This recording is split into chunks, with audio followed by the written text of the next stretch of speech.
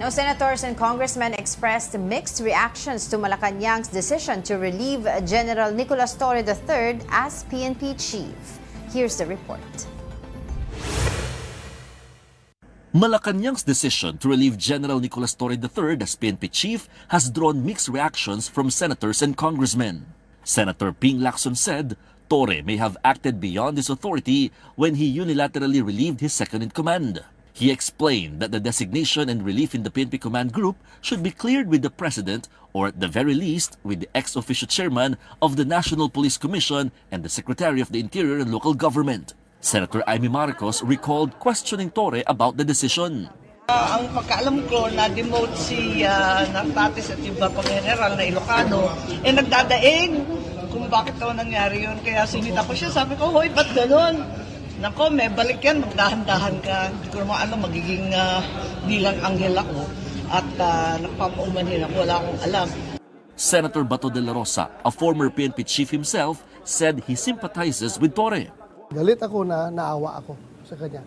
Because I've been there. What if ako ang nandyan, nakaupo, at sinunod ko lahat ng orders ng nagbibigay ng orders sa akin. Lahat-lahat na ginawa ko. Kahit na yung bordering to illegal acts, unconstitutional acts, questionable acts, ginawa ko na lahat-lahat. Pagkatapos, ngayon, tanggalin lang niyo ako. Just goes to show na kulang forever. Meanwhile, Senate President Chis Escudero and Senate Pro Tempore Jingo Estrada agreed that all executive appointees serve at the pleasure of the President. Sana hindi maapektuhan dahil, again, serving at the pleasure of the President ang sinumang PNP chief. If you remember, the first time when he was appointed as Chief PNP, sinabi ko na we have the most arrogant Chief of Police in the police force. Siguro, I really do not know the reason behind his relief, but I think the President knows best. Several lawmakers in the House of Representatives were also surprised by the President's decision to sack Torre.